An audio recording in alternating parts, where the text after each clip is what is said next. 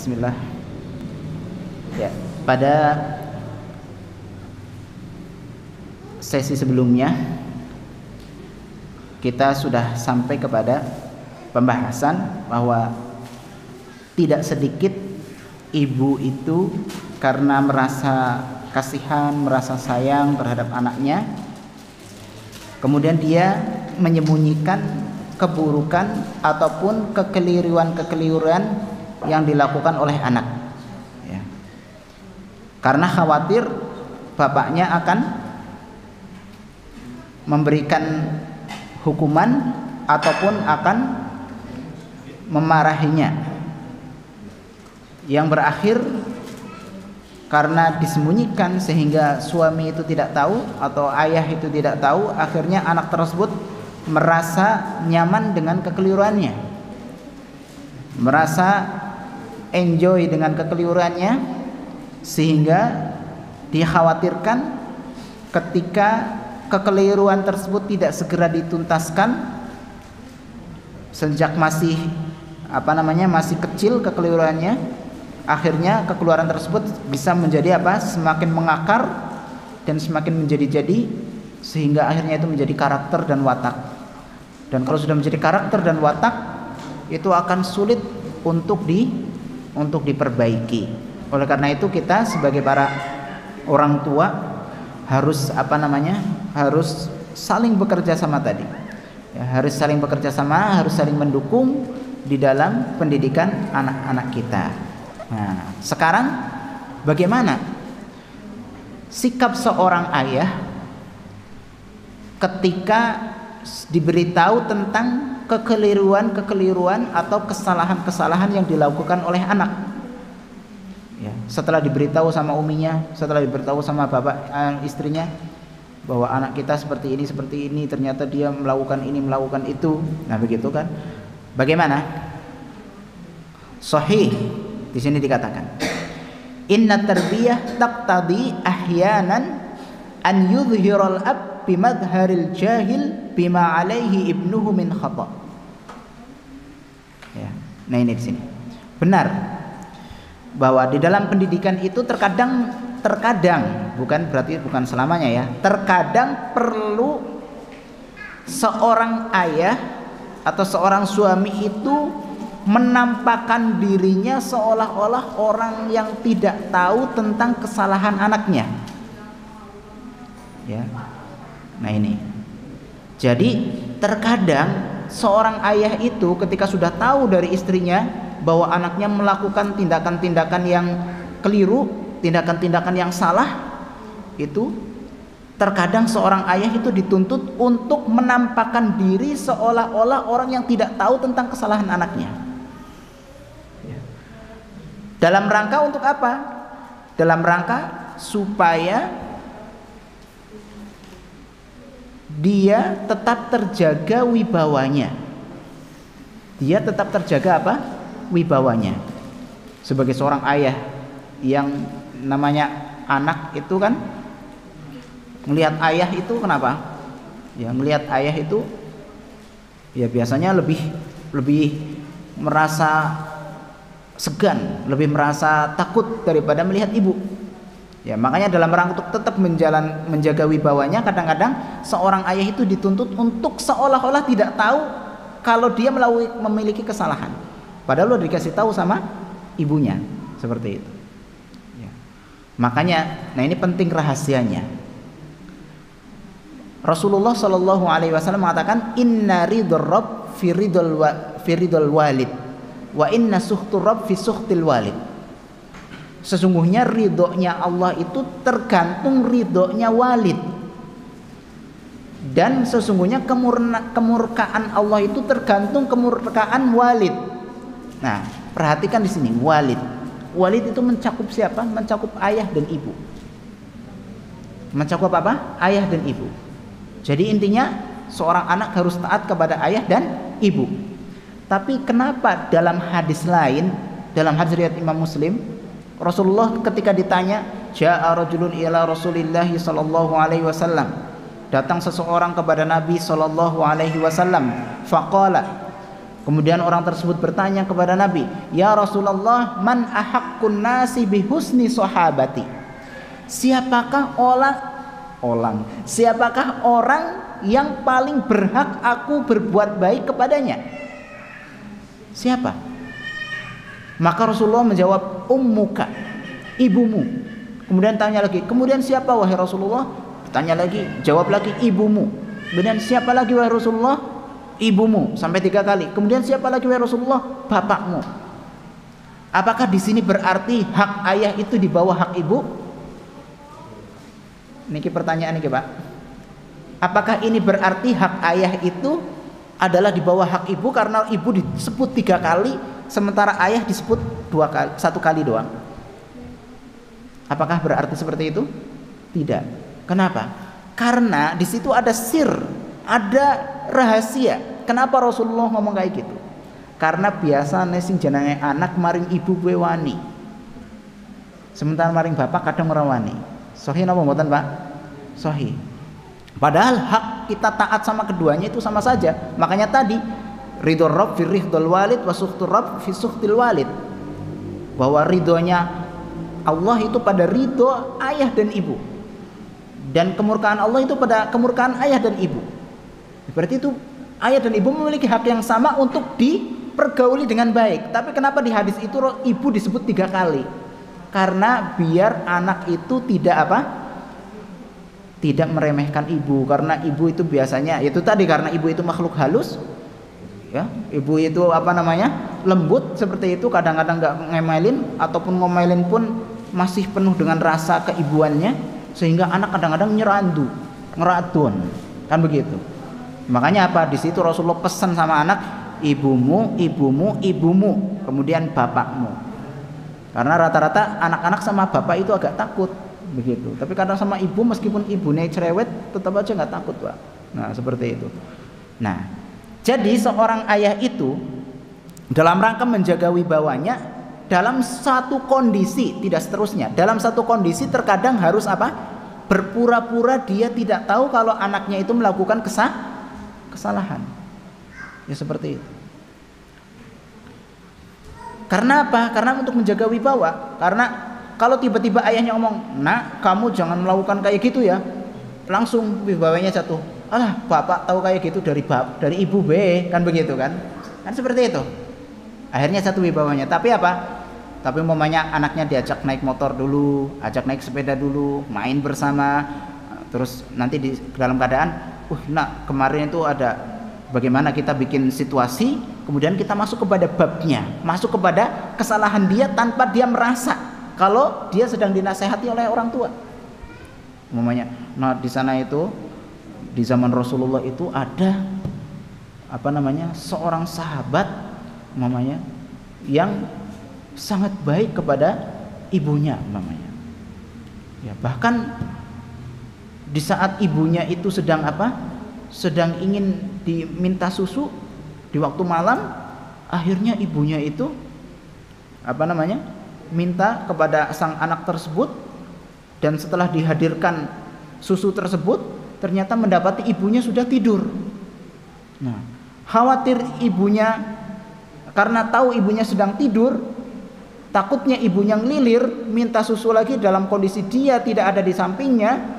Maka akhirnya sahabat tersebut akhirnya berdiri di samping ibunya sampai waktu pagi. Khawatir khawatir kalau ibunya nyari ternyata saya tidak ada di sampingnya. Masya Allah.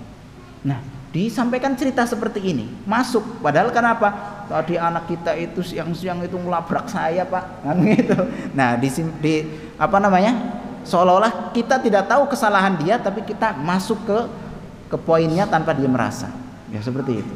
Nah, ini penting untuk dipelajari oleh orang tua, sehingga seolah-olah anak juga tidak merasa dijatuhkan, dan juga ayah juga tidak jatuh wibawanya. Kenapa? Karena kalau dia tahu paling dilaporin sama ibu, kan begitu.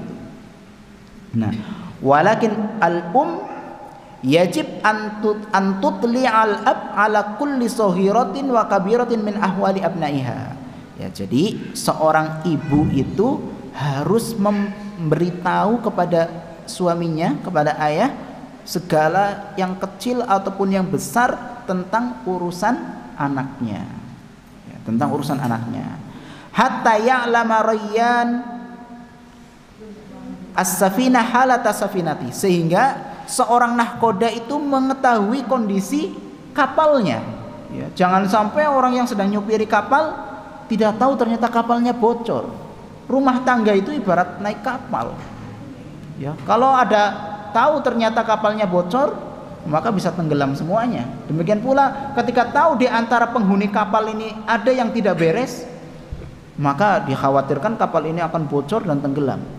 Maksudnya apa? Ketika ada yang berbuat kemungkaran di dalam rumah dan tidak segera diatasi, dikhawatirkan kapalnya akan tenggelam, dikhawatirkan rumah tangganya akan hancur, dikhawatirkan keluarganya akan berantakan. Dan itu sudah banyak kita saksikan, ya, dan itu sudah banyak kita saksikan dalam kehidupan yang mungkin di sekitar kita, ya, Masya Allah. Bagaimana? Nah, ini pentingnya kita belajar tarbiyah, pentingnya kita belajar ilmu, sehingga kita menikah itu bukan hanya sekedar menikah, tapi menikah itu niatnya adalah pertama untuk ibadah, yang kedua adalah untuk menggapai ridho Allah Subhanahu wa taala. Ya. Wala ba'sa an yatawata'a ala an yudhirul abjah lahu bainama tas'al fi islahil khata.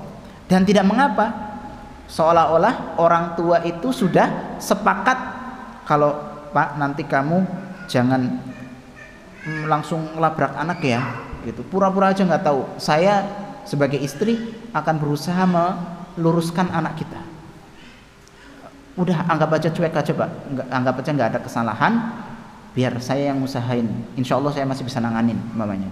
Jadi ibunya yang istilahnya memperbaiki, mendidiknya, dan ayahnya sebenarnya udah tahu tapi dia diam, seperti itu. Nah, itu juga tidak masalah. Fa idza ma tamma laha dzalik fayahsun bil ab an yakhtaliqa minal hadits ma yatanawal ma kana fihi waladuhu min khata'. Nah, ini yang saya ceritakan tadi. Kalau ternyata dengan ayah tersebut itu diam, hanya ibunya saja yang memperbaiki keadaan anaknya, kok ternyata tidak manjur, ibunya sudah kayak apa ternyata tidak manjur memperbaiki anaknya, maka alangkah baiknya seorang ayah itu membuat drama, istilahnya kayak tadi. Tiba-tiba diceritakan tentang seorang sahabat yang berbuat baik kepada ibunya, atau dengan peristiwa-peristiwa yang sedang berkaitan dengan anak tersebut, ya. Fayubayyin makhatirahu wa adrarahu wa atharahu sayyi'ah. Seorang ayah, ya, kemudian menjelaskan tentang bahaya dan efek buruk serta pengaruh-pengaruh yang jelek terhadap anaknya dan terhadap keluarga ketika melakukan perbuatan tertentu, umpamanya, ya, waliyadzubillah, mudah-mudahan kita terlindung dari itu semuanya, ya. Ya, ternyata ada salah satu orang tua yang anaknya itu suka jikotan, Pak. Tahu sih konjikotan ya Pak? Ya, punya orang diambil. Nah, itu dia. Nah, itu kemudian mungkin ibunya sudah memperbaikinya, sudah berusaha nasehatin dan sebagainya, tapi enggak mempan. Maka ayahnya, ya, bisa untuk mengajak bicara dia dengan pembicaraan yang tidak menjatuhkan mental anak, tetapi tetapi dijelaskan. Ya, mungkin di berbagai permisalan-permisalan atau kisah-kisah orang-orang yang melakukan tindakan seperti itu kemudian mendapatkan getahnya seperti itu. Umpamanya ada orang mencuri, kemudian bagaimana dan sebagainya. Nah, ya, disebutkan makhatir, yaitu keburukan-keburukan dan bahaya-bahayanya dari tindakan tersebut. Contoh umpamanya, anak kita itu suka bohong umpamanya. Jangan anak kita lah, anak seseorang suka bohong. Dibawa, ya, dikisahkan umpamanya, tanpa dia harus ngerasa, tanpa dia harus kita langsung katakan seperti itu, karena mungkin masih bisa, ya, karena ini hanya satu kondisi Pak, jadi tidak harus terus-menerus seperti ini, ya, namanya mendidik itu kan seni memang, ya. Nah, ternyata umpamanya diceritakan, ya, ada seorang anak tiba-tiba teriak-teriak, tiba-tiba ada serigala, orang-orang udah ngumpul semuanya, ya. Ternyata mana? Nggak ada serigala, kalian saya bohongin. Akhirnya orang pada pergi lagi. Ternyata besoknya lagi dia begitu lagi, ada serigala, gitu kan? Ternyata Ternyata orang-orang udah pada ngumpul lagi, gitu kan? Ternyata dibohongin lagi. Nah, akhirnya orang-orang sudah mulai apa? Jenuh, kan begitu, dengan wah ini pasti bohong lagi nanti kok. Ternyata benar di hari ketiganya melakukan hal yang sama. Ada serigala, padahal serigalanya beneran. Gitu kan? Ah, paling dia bohong, kan begitu. Ternyata benar ada serigala. Wah, akhirnya dia dikejar-kejar sama serigala tersebut. Dan itu pernah terjadi. Nah, efeknya apa di situ? Nah, seorang ayah itu bisa memberikan masukan kepada anak ini, nak. Kalau orang suka berbohong, manusia itu tidak akan percaya sama orang tersebut. Nah, itu dia. Dia akan mendapatkan krisis kepercayaan dari orang lain. Jadi apa? Jadi jangan suka bohong. Nah, itu harus tanamkan sama diri kamu ya, nak. Pokoknya nggak boleh bohong sama siapapun. Ya, seperti itu. Nah, itu. Nah, ini salah satu caranya ya. Seperti itu. Dan itu biasanya anak itu akan merasa berpikir ya, akan berpikir, dan biasanya lambat laun itu akan berubah ya. Wa yunabbihu annahu masrurun minhu lisulukihil hasan wa tariqatihil musla ya. Di samping dia memberikan peringatan agar tidak terjatuh kepada kesalahan yang sebenarnya dia sudah terjatuh kepada kesalahan itu, di samping itu seorang ayah itu jangan lupa untuk memberikan sanjungan ya, bahwa ayah itu bangga, abi itu bangga, bapak itu bangga ketika kamu itu melakukan ini, kamu itu sudah hebat ya, kamu sudah pintar bikin ini, sudah pintar bikin itu. Sebutkan kebaikan-kebaikan dia supaya dia ingat, oh iya, dan itu akan memotivasi terus, anak itu akan berkembang ya, seperti itu. Nah, wa inna mithla hadza suluk minal ab yufrihul ibn. Maka cara yang seperti ini akan menjadikan anak itu senang ya. Jadi anak itu tidak merasa terpojok, tetapi justru dia merasa termotivasi, kemudian merasa ternasehati, tetapi tidak secara langsung. Wa yush'iruhu bima kana fihi min khata. Tetapi dia secara tidak langsung merasa bahwa dirinya itu salah ya, seperti itu. Tetapi dia tidak merasa jatuh mentalnya. Wa yahmiluhu ala taqdiri ummihi allati katamat an abihi khata'ahu. Dan dengan demikian dia dia akan terus menghormati ibunya. Ternyata ibu saya bisa ya menyembunyikan kesalahan saya. Ayah saja nggak tahu nih. Padahal sebenarnya ayahnya itu udah tahu, diceritain sama ibunya. Tapi seolah-olah ayahnya tidak mengetahui ya. Kayak seolah-olah ini berita yang nasihat yang tiba saja, seperti itu. Nah, ini tuh. Walakin, tapi di sini ada kata-kata walakin, tapi ila ayyihadin takunu hadhi tariqa maqbulah. Sampai kapan harus pakai kayak gini terus? Ya. Tidak harus kayak gini terus, ya. La khilafa anna hadhihi tariqa yumkin an tusta'mal mabda'iyan. Ya. Tidak ada perbedaan ya, bahwa metode tadi, yaitu seolah-olah ayah itu tidak tahu, itu bisa dipakai tatkala mungkin masih di awal-awal perbuatan itu terjadi ya, perbuatan itu terjadi dan masih bisa ditangani secara mudah. Fa idza mastamra al waladul khata, tetapi kalau anak tersebut sudah kita tangani dengan yang seperti itu kok masih terus melakukan kesalahannya, fa innahu minal wajib 'alal walid an yatadakhkhal sari'an, maka sudah menjadi kewajiban bagi seorang ayah untuk ikut campur secara cepat, jangan sampai terlambat. Qabla an yastafhilal amru wa yakbur, sebelum perbuatan dan kesalahan tersebut mengakar dan semakin besar. Jadi kalau memang dengan tadi gaya-gaya sindiran itu sudah tidak bisa lagi untuk digunakan, dengan diceritakan, dengan diajak nyelimur ke sana sudah nggak mempan lagi, maka sudah saatnya seorang ayah itu langsung ikut campur masuk ke poin permasalahan ya. Jangan sampai kemudian masalah tersebut mengakar yang kemudian semakin besar dan semakin sulit untuk dipecahkan. Itu udah mengerikan. Hatta tatahaqqaq al-mus'ilah al-mushtarakah allati 'allaqaha Allah taala fi raqabati kilal abawain, sehingga tanggung jawab bersama itu yang sudah dari Allah bebankan kepada orang tua itu benar-benar terlaksana dengan baik ya. Sehingga inilah penting, Pak.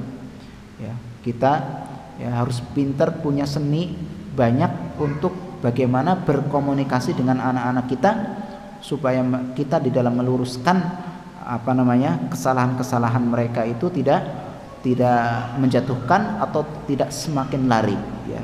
Dan ini nanti di sini tentunya akan semakin banyak kita pelajari ya, tentunya bagaimana cara-caranya tatkala Bahkan mendidik anak itu bukan sekedar tatkala sudah lahir, ya. Bahkan di sini mendidik anak itu sampai 5 tahapan, ya, sampai 5 fase. Yaitu pertama adalah marhalah maqablal wujud, yaitu fase di mana anak itu belum dilahirkan. Fase sebelum anak itu dilahirkan.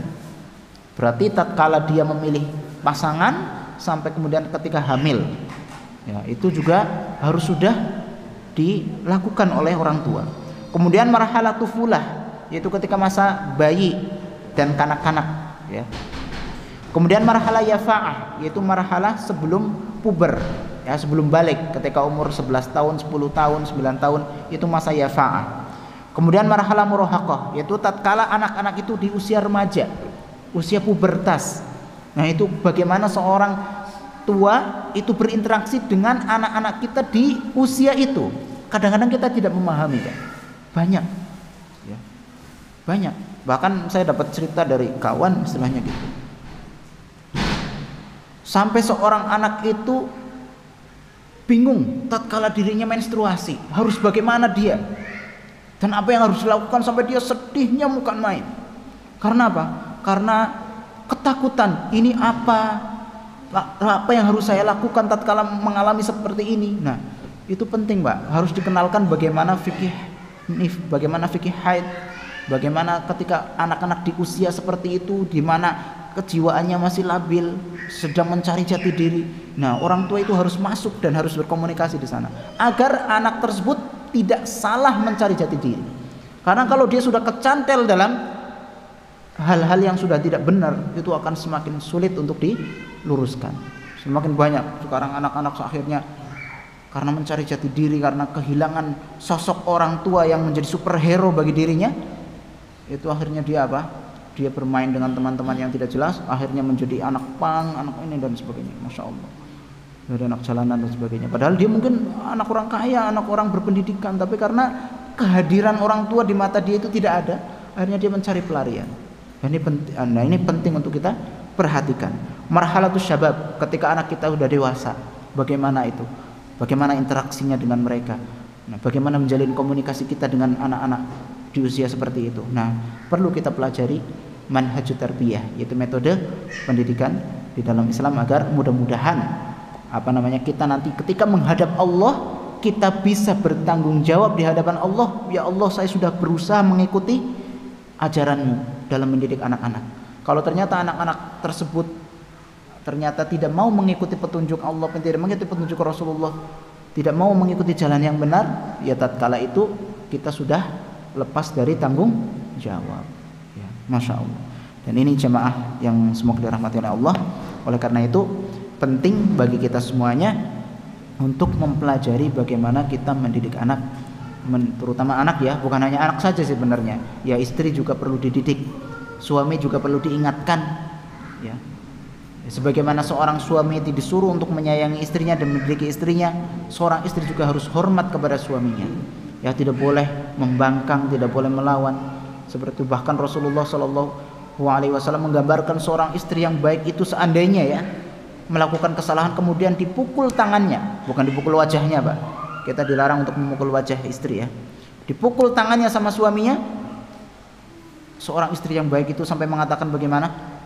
Ketika dipukul tangan kanannya, dikasih tangan kirinya. Wahai suamiku, tolong pukul satu lagi tangan saya, atau tolong dua-duanya pukul semuanya sampai engkau ridho sama saya. Luar biasa itu. Bahkan Rasulullah mengatakan, "Lau kuntu amiran ahadan an yasjuda li ahadin la amartul mar'ata la an tasjuda li zawjiha li'idami haqqihi 'alaiha." Ya, kalau seandainya aku diperbolehkan memerintahkan seseorang untuk sujud kepada orang lain, niscaya aku akan perintahkan istri untuk sujud sama suaminya, karena itu adalah memiliki hak yang sangat besar, ya. Nah, ini dia. Jadi seorang suami juga harus melindungi istrinya, seorang istri juga harus hormat sama suaminya. Masya Allah. Dan dengan demikian insya Allah namanya keluarga itu akan langgeng, ya, seperti itu. Tapi kalau itu tidak bisa dilakukan, ya fangtadiris sa'ah, ya, tunggu hari kiamatnya, ya, seperti itu. Kiamat rumah tangga maksudnya. Dan makanya di situ, ya, harus pinter, ya, harus pinter. Namanya ta'amul ma'al zauj wa ma'az zaujah itu adalah fannun, ya. Interaksi antara suami dan istri itu adalah seni, ya. Seni, ya.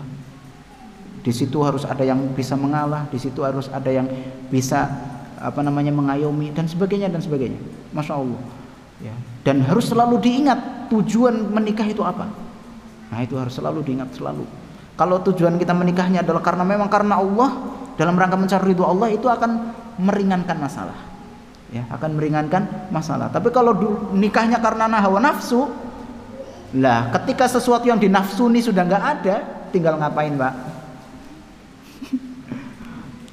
Ya gari pisah, Pak, akhirnya kan begitu. Tetapi kalau menikahnya karena Allah, benar-benar tujuannya jelas, maka bagaimanapun ada permasalahan akan dihadapi bersama, ya. Masya Allah. Jadi inilah salah satu cara, ya, supaya anak itu kemudian menjadi anak yang lurus. Tapi sampai kapan harus kita menggunakan cara-cara tertentu agar anak itu tidak merasa jatuh? Ya, saat dia memang masih bisa untuk dinasehati dengan secara tidak langsung. Tetapi kalau ternyata urusannya sudah semakin rumit dan anak tersebut tidak ada perubahan, maka seorang ayah harus segera cepat tanggap, ya. Harus aksi cepat tanggap, Pak. Ya, seperti itu. Jangan sampai anak itu kemudian kemudian jatuh dalam penyimpangan atau dekadensi moral, ya. Ya, akhirnya anak kita menjadi anak yang menyimpang, ya, waliyadzubillah. Ya, sampai di sini insyaallah pelajaran kita, dan insyaallah akan kita lanjutkan di pertemuan yang akan datang insyaallah. Wabillahi taufik wa sallallahu wasallam ala nabiyina Muhammad wa ala alihi washabihi ajmain. Terus terang saya membaca buku ini itu Masya Allah, Pak, sangat menggugah sekali kita sebagai orang yang memiliki keluarga, ya. Karena memang buku ini ditulis itu bukan dari teori-teori doang, tetapi buku ini ditulis itu dari pengalaman dan dari realita kehidupan masyarakat yang penulis selama beberapa tahun itu teliti. Jadi mudah-mudahan dengan kita mempelajari buku ini kita akan semakin baik, mudah-mudahan dalam mengarungi rumah tangga dan membina pendidikan anak-anak kita. Sampai di sini kurang dan lebihnya saya mohon maaf yang sebesar-besarnya. Apabila ada kata-kata yang tidak berkenan, saya mohon maaf yang sebesar-besarnya. Aku qouli hadza astaghfirullah li wa lakum. Kita tutup dengan doa kafaratul majlis. Subhanakallahumma wa bihamdika asyhadu an la ilaha illa anta astaghfiruka wa atubu ilaik. Subhanakallah. Wassallallahu wasallam ala nabiyina Muhammad wa ala alihi wasallam. Assalamualaikum warahmatullahi wabarakatuh.